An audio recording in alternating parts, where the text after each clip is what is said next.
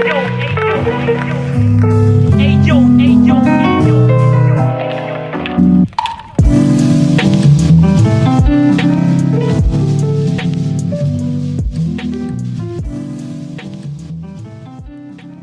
project is a no-profit foundation about visual art and photography. If you want to help us, just drop a donation on buymeacoffee.com/BerlinExplorer. So welcome to this 50 minutes of experience. Today I'm with Rafael Ernesto Ferro, a friend and collaborator of BEEX project. Welcome, Rafael. Hi, thank you for having me here in the podcast. Yeah, it's a pleasure today. You know, we talk a bit about experience in general, about you, about photography, and not only. So, just to be a bit more introducer, we can introduce a bit you. You can introduce a bit yourself to who is listening this podcast, and then we go on. So, yeah, I am Rafael from Cuba, not a professional photographer. I am doing software engineering. So, yeah, in the weekends it's like a photography travel, let's say. So, enjoying photography since I was a kid. So it's a family tradition from my father and yeah, my grandfather as well. So when I was a child, I started exploring a little bit with the film photography, doing the shootings, like family shootings or cityscapes or even sport with the film camera. We went to this motor race close to our place and yeah, we took a lot of pictures there. And later developing the picture at home was a really nice experience. And yeah, somehow later when the digital photography come to take place, I was like so having some really point and shoot cameras and then trying to bring the experience as well and mainly doing the like photos with friends, went out to visit different places and so on. And yeah, I was always like this, like a tradition to try to freeze the moment, try to freeze this moment when the light is bringing out the beauty of the daily life. Yeah. So you are not a professional photographer, but we can say that you put a lot of effort on the on photography, and you shoot also with analog, and you experiment a lot. You print by yourself, you develop by yourself, and yeah, can you say more about what is the feeling you have to continue to put all of this effort on it? Yeah, of course. I think that what I like is the process itself. It's not the picture that you take, it's the process of taking the pictures, to find the picture to take and develop your picture. And yeah, it's a learning process. And that is really attractive, right? Because you are always learning new stuff every single day, no matter if it's related with your compositions, with the colors that are in your pictures, with the styles. Is always you can find something new. For example, if you go out, let's say every morning in your neighborhood, you can go out with different, for example, focal lengths, or there are different weather conditions. There are different things that can stop you to frame this picture. Even in the most common places, you can find like new scenes every day. Yeah, and that is the attractive thing that keep me on the photography. And do you often go to watch your past picture to recatch this moment and this emotion, or to just analyze what was and what is now? Yeah, of course. So somehow it's a way to document the life and the way that you are seeing the life in different moments of. So I always try to take a look in the previous pictures and analyze, okay, that was the picture that I did in that moment. That was the, let's say, the editing process from me.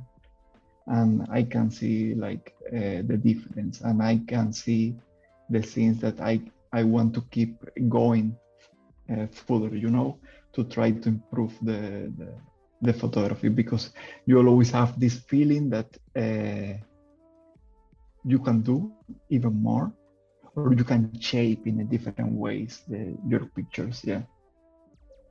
So what is the difference then between to be just an amateur and a professionalist in this case?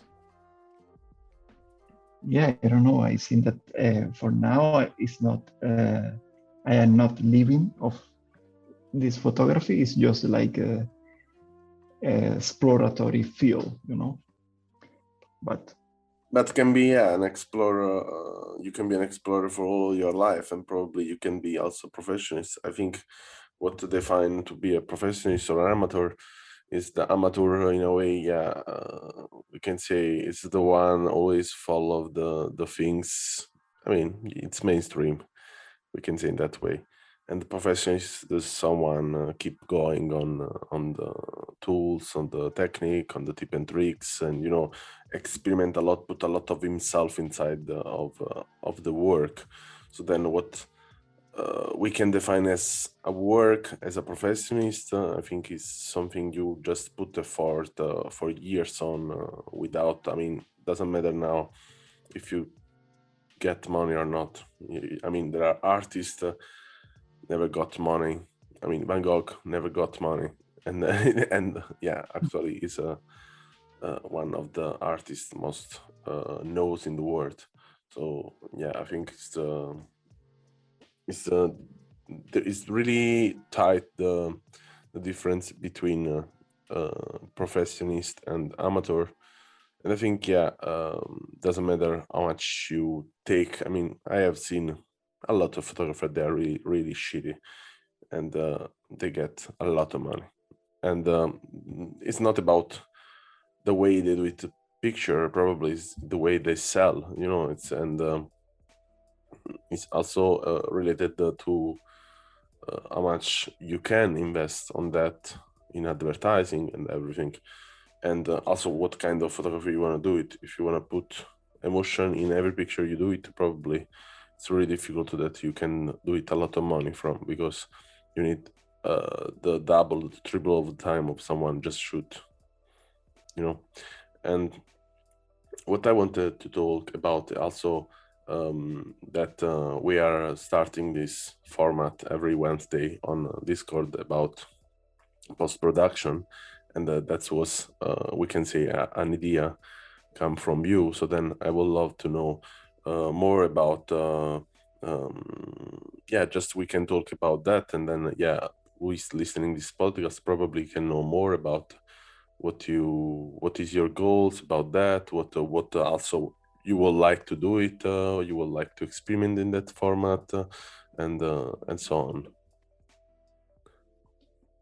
yeah, I think that the idea is a way to share a bit more the editing process in the photography, because we have these photo walks and so on that you can go out and take some pictures with friends, and yeah, chatting with different peoples and so on. But that is only a part of the process, right?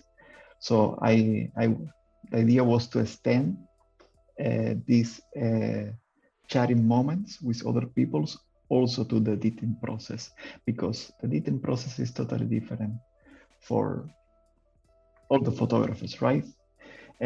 Somehow some photographers follow their artistic instinct, let's say, because if, for example, from your editings, I know that you have, for you, is like you have the some design, for example, background, you know color theory and so on. And for you, it's natural to apply those concepts to the photography.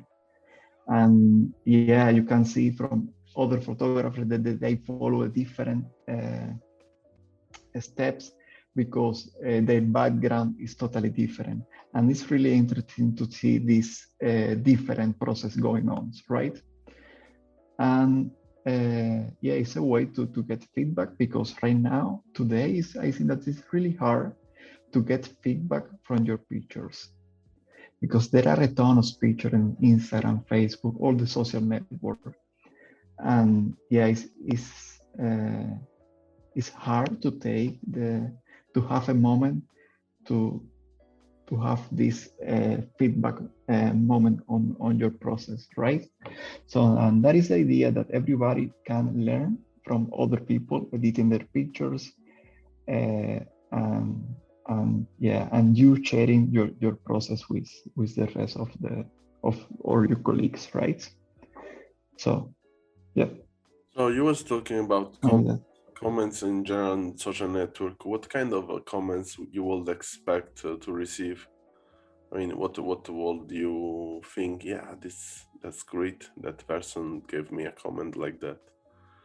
I mean, I think that we can yeah, skip the one amazing, fantastic, great, and the various emoticon people use. So then, what would you advise to, in general, to who is listening this podcast? What would you more expect to receive then to also, I don't know, continue to talk or what else? yeah, I think that I miss more more photography oriented social network like Flickr. That is why I'm uploading some pictures to Flickr because yeah, maybe you can get more photography oriented feedback. It's not only to get one like or not, but yeah, because right now Instagram is like I don't know, there is some stereotypes already running there. So that maybe cannot be so helpful, but in a way are also uh, so somehow you can measure your photography in the niche that you are trying to be. So if you can hack the social network and try to find this niche with the people that you want to show your pictures, maybe you can get this kind of feedback. Is the way that I see. It's not like going to try to get the higher amount of like, is to to get the attention and the interaction with the niche that you are going on, into your photography Yeah, I think travel. Yeah.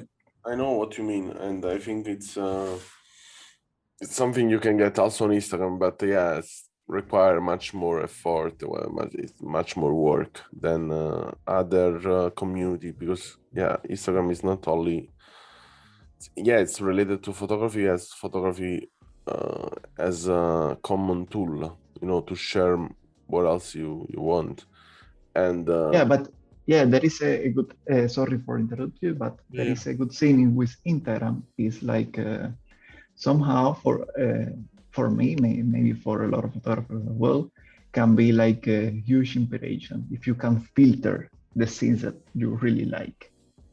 So if you can shape the social network to give you these inputs about the photography that you like to do or you want to do, is a really interesting space, right?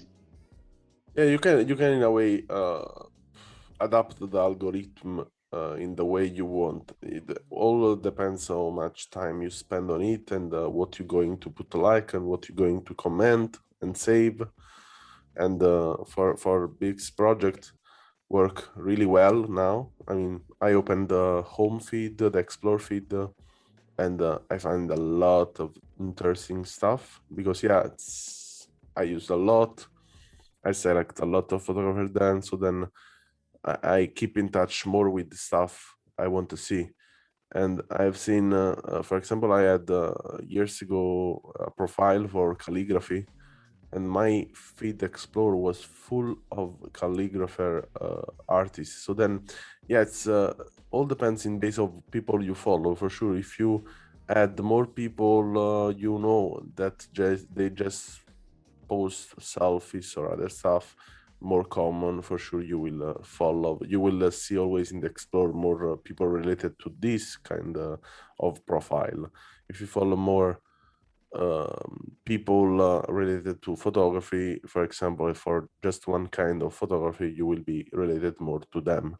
And all depends in the way you use the tool. It's a bit more complicated because in a way you also have to keep a choice. I mean, it's important also to just not related your interest. I mean, in a way you have to select your interest, and this is important that in the end you cannot really follow. I see sometimes there people follow 2000 other people, and I think, okay, how do you follow 2000 people? I mean, it will be for me it's a bullshit. There are people sometimes say to me, yeah, how did you select my picture if you don't follow me? Yeah, but I can also write your name on a book, and sometimes when I'm curious I come and I follow you.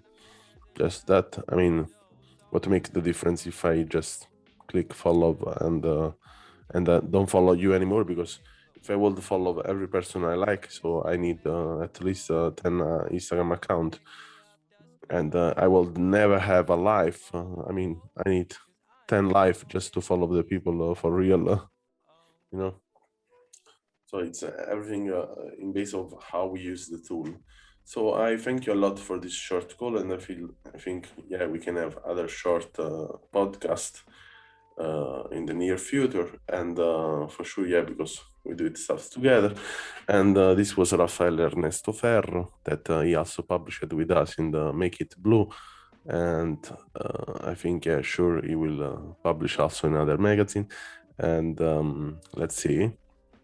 And if someone want to go to watch him works, three particular, I can say, there will be the link in description. Thank you a lot. Ciao. Thanks for listening to our podcast. Learn more about our project at allmylinks.com/BerlinExplorer or visit our Instagram and follow BerlinExplorer project.